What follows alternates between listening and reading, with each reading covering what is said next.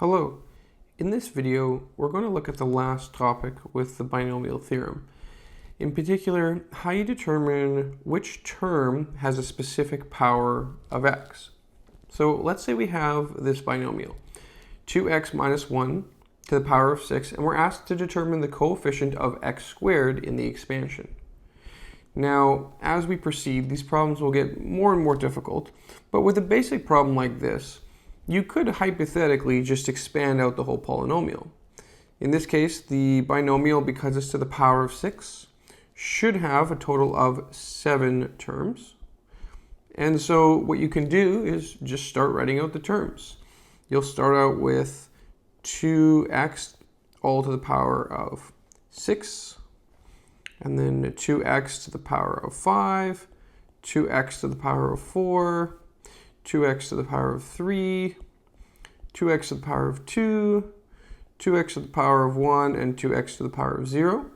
And then you're going to have, of course, minus 1 to the 0, minus 1 to the 1, minus 1 to the 2, minus 1 to the 3, minus 1 to the 4, minus 1 to the 5, and minus 1 to the 6. Remember the powers of that first term, they go down starting at 6, down to 0.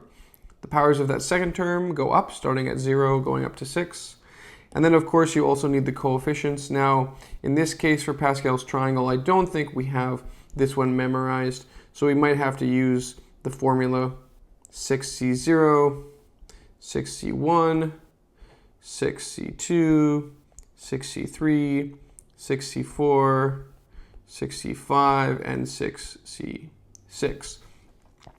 We multiply these all together, and you're going to get each one of your terms. Now, for the very first one here, we're going to get, 2 to the power of 6. It's a pretty big number. 2 to the power of 6, x to the 6, negative 1 to the 0 will just be 1, and 6c1 is also just 1. And then the next term is going to be 2 to the power of 5, but because of the negative, we're going to have a negative 1 in front. So 2 to the power of 5, x to the power of 5, and 6c1, I know that one's going to be 6. Now you keep going and you notice, well, the first term has x to the 6, the next term has x to the 5, clearly the next term will have x to the 4, x to the 3, and then eventually it's going to look like this term has our x to the power of 2. So we can jump into the next term. It's going to be 2x squared, 2 squared and then x squared. Negative 1 to the 4 is going to give us a plus, and then 6c4 as another part of the coefficient. If we have a calculator handy, we can go ahead and type it in. If not, we have 6 factorial over 4 factorial, 2 factorial, which will be 6 times 5 times 4 factorial, over 4 factorial times 2 times 1. And so that's going to give us 15. So we have a positive 4 times x squared times 15, which gives us a positive 60x squared. So the term in this case was term 1, 2, 3, 4, 5. So we could say it's term 5 and the coefficient is 60. Now, that's a pretty reasonable solution. It doesn't take too long, but it would be nice if we could do this faster, because finding the coefficients and finding the terms of everything in the expansion is a bit overkill. We really only need the coefficient for that x squared term. And so what we want to do is save ourselves some time and notice, well, there's a pattern here. The first term is going to be x to the 6, x to the 5, x to the 4, x to the 3, x to the 2. And so we can tell right away, just by looking at those first couple pieces of information, that the pattern suggests term 5 is what we want. And so we could use term 5, which of course from our formula means 4 plus 1. This is where we have k equals 4. And our term formula tells us, again, if you remember the general formula, tk plus 1 equals nck, a to the n minus k, b to the k. We have it on our formula sheet. K is equal to 4, n is equal to 6. So we have 6c4 times 2x to the 6 minus 4 times negative 1 to the 4, which gives us our 15 times 2 squared, which is 4, times x squared times 1, which is 60x squared. And so we can get there a lot quicker if we know that we have term 5. We don't have to write out all the terms, we just have to know that it's term 5 by a little bit of pattern recognition, and then we can use the term formula to finish off that term. Let's take a look at this question. Determine the coefficient of x squared y squared in the expansion of x plus 4y to the 4. Go ahead and pause the video and see if you can figure out which term we're going to be looking for. All right, hopefully you gave it a try and you were able to see that it's term 3. Now, if you can't see that, let's look at how these would be written out. We would start with x to the 4, then we'd have x to the 3, x to the 2, x to the 1, x to the 0. Then we'd have 4y to the 0, 4y to the 1, 4y to the 2. Oh, looks like right there. We're going to have x squared and we're going to have a y squared. So since we know we're looking for term 3, we can jump right to that term formula. T3 is T2 plus 1. So we have 4C2, x to the 4 minus 2, 4y to the 2, 4C2, that's going to be 6, x squared, times 4 squared is 16. And 6 times 16, that's going to give us 96, x squared, y squared. So again, by a bit of pattern recognition, we start writing out the general expansion, but we stop really quickly. We don't go all the way. We just go as far as we need until we can recognize what term we have. And then we jump down here to the term formula to give us the exact value of that term. Let's look at another one. Determine the coefficient of x cubed in the expansion of 3x cubed minus 2 to the 7. Go ahead and pause the video and give it a try. All right, well, hopefully you found that it was term 7. I know, a little bit shocking, term 7. If you didn't get term 7, go ahead and try now with term 7 with the formula. You can pause the video again and see what you get when you calculate term 7. All right, hopefully you're finding that term 7 indeed does give you x cubed, and let's see how we did that. Well, again, we start writing out the general expansion. 3x cubed to the power of 7, 3x cubed to the power of 6, 3x cubed to the power of 5. Now for this first one, because we have power to a power, we're going to multiply. We're going to have x to the 21. I know there will also be a 3 to the 7, but we're just going to ignore the coefficients right now. We're really focused on trying to figure out where the x cubed shows up. And right now we have x to the power of 21, which is way too big. Let's try the next one. X to the 3 to the 6 becomes x to the 18. Not x cubed yet, but we are decreasing. The next one would be x to the power of 15. And if you notice, each time here, we're going down by 3. So the first term is 21, and then 18, and then 15. And we know now the pattern will continue. We'll get 12, 9, 6, and then 3.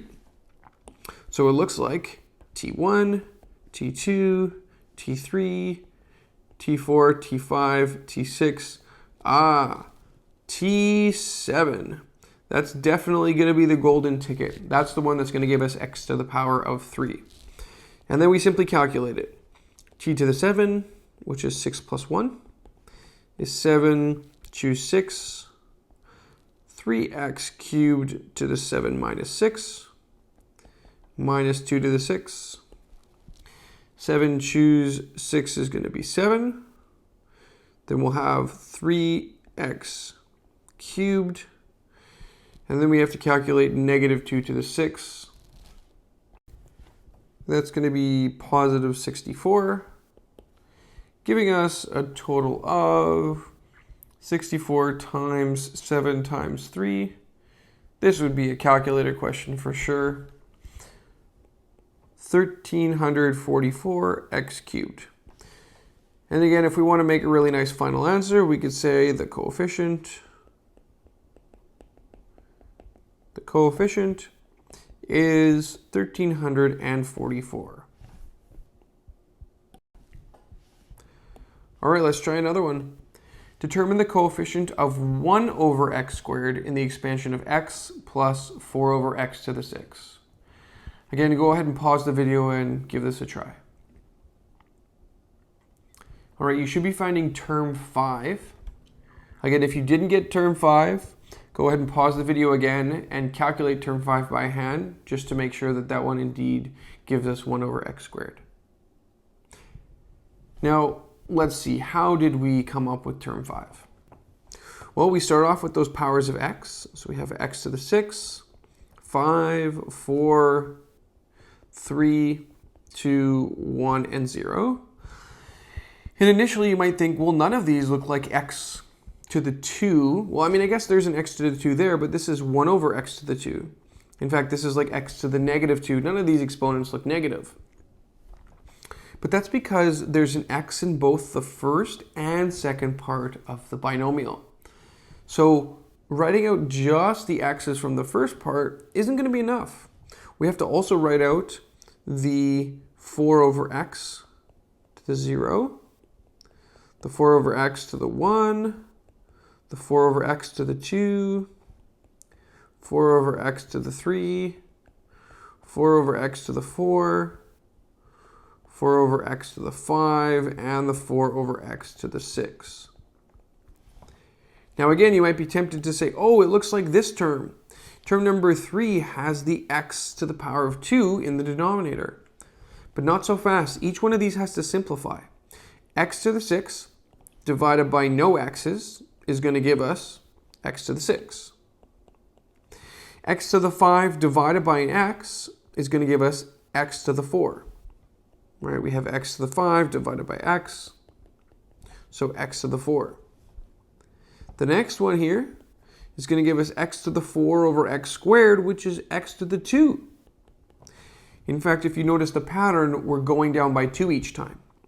The next one is going to be x to the 3 over x to the 3, which is x to the 0. And the next one is going to be x squared over x to the 4. So it's going to be x to the negative 2, which is the same as 1 over x squared. Bingo. That is our term, which is indeed term number 5. Again, when you calculate term 5, you get term 4 plus 1, which is 6, choose 4, x to the 6 minus 4, 4 over x to the 4. So we have to do 6, choose 4, that's going to be 15, x squared. Then we get a 4 to the power of 4 divided by x to the 4. So if we simplify the powers of x, we're definitely going to have an x on the bottom, x squared. And then we have to calculate 4 to the power of 4, which again would definitely be a calculator question. And then we multiply by 15, giving us a total of 3,840. All right, go ahead and give this one a try. We want to find the coefficient of 1 over x to the 5 in this expansion. All right, hopefully you gave this one a try. And I want to show you another method in case you're not really loving this pattern method. Now, I think the pattern method is pretty good, and I do think it works well for these questions, but let's just say you don't want to do the pattern method. We could do something a little bit different. We know that in the term formula, tk plus 1, we're going to have nck, a to the n minus k, b to the k. Now, when we're getting our final answer, we know we should have 1 over x to the 5, because that's the term we're looking for. And since we're looking for the coefficient, we're going to ignore the n choose k. I know we actually want the coefficient, but right now we're just going to look for the term. And to find the term, we're not too concerned with getting the actual value of the coefficient. First, we want to get the term number correct, and then we'll double back for the coefficient itself. Same thing for the a and b. We're not going to use any coefficients. So this 3 we're going to ignore and just treat it like a 1 over x. We're going to plug everything into the term formula and we'll get the following. We know that n is 5, so we'll have 5 minus k as our power. A is x squared. This is our a. So we'll have x squared to the 5 minus k. B is 1 over x. This is our b over here. So we have 1 over x to the k. And that should be equal to 1 over x to the 5. Well, let's go ahead and work on this a little bit. We have x to the power of 10 minus 2k. Then here you have x to the negative k.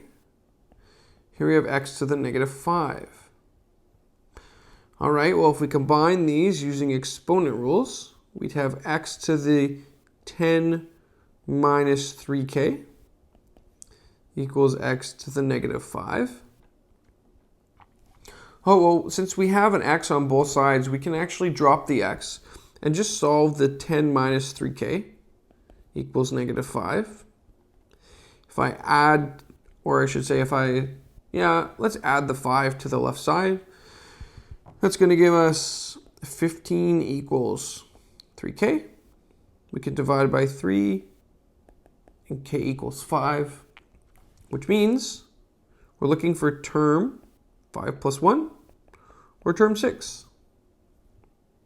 Now, if you don't like solving it this way with the algebra, you're more than welcome to just do the pattern and recognize what term we need. But some people like a more tried and true algebraic approach, and this is kind of that method. We set up the term formula, and what we're doing here in this whole process is we're solving for k. We're solving for what term is going to give us a 1 over x to the 5. Then once we've done that, we have to double back and actually get the coefficient, but that's kind of the easy part. Because now we can go ahead and say, okay, we have t5 plus 1, which means we're going to have 5, choose 5. X squared to the 5 minus 5. 3 over x to the 5. That'll be a 1, 1. Then we'll have 3 to the 5, which is 243 over x to the 5. So 243 over x to the 5. All right, go ahead and give this problem a try.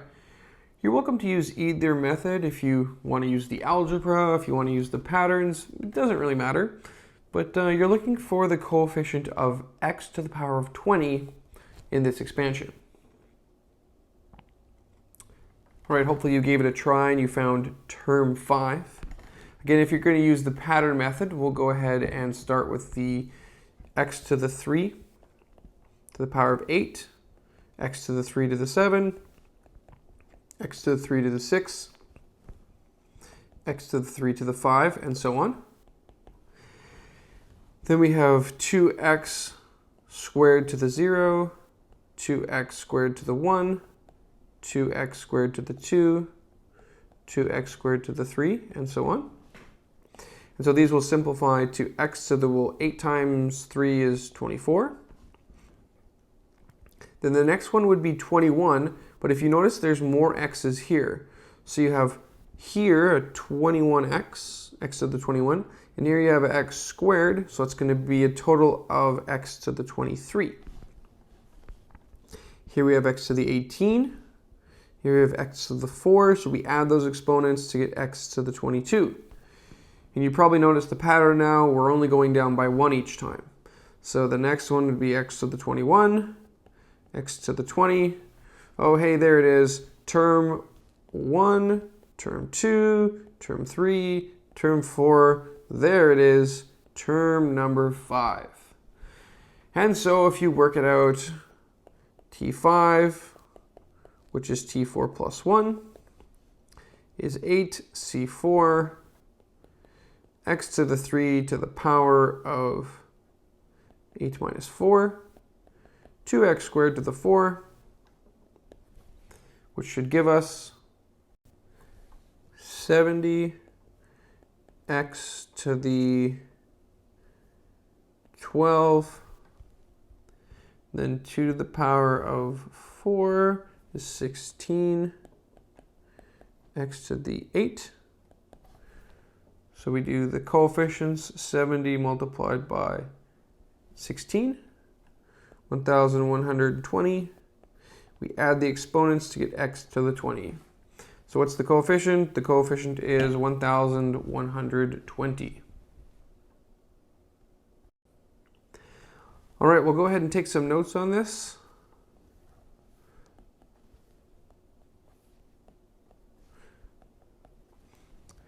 So again, what we're doing here is we're determining the coefficient. And so here I would say to find the coefficient. That's what we're working on. We're looking to find or to determine the coefficient of a specific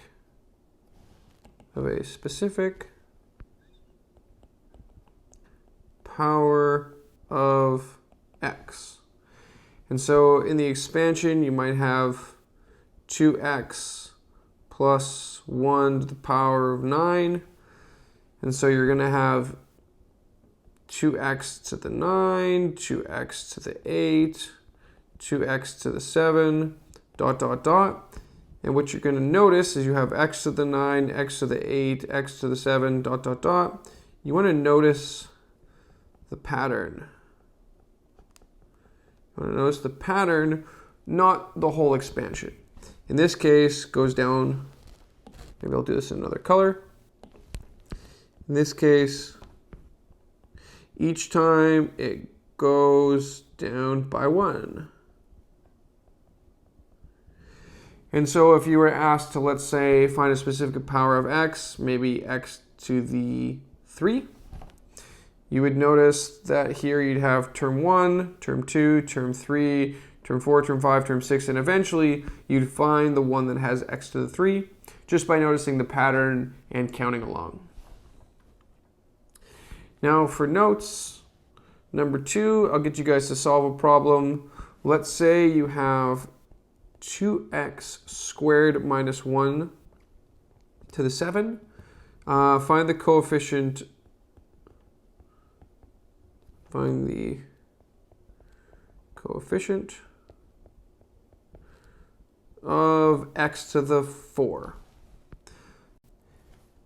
For section 3, you choose. So pick something from worksheet number 13. And just go ahead and pick one from there, whatever problem you want, easy one, medium one, hard one, doesn't matter to me. And then you can check your answer to make sure that you got it right. For number 4, these are things to remember. So whatever you think was important here. One thing I might recommend is if you're looking for something like 1 over x squared, it might be helpful to remember that that's x to the negative 2. It also might be helpful to remember exponent rules. So if you have x to the 6 to the 3, that equals x to the 18. Or if you have x to the 7 divided by x to the 2, that equals x to the 5. Some of those things might be important to remember. And then of course, when you're done, you can also try the questions in the 0.5s. So this would relate to worksheet 13.5. Hopefully you enjoyed this video. Thanks for watching.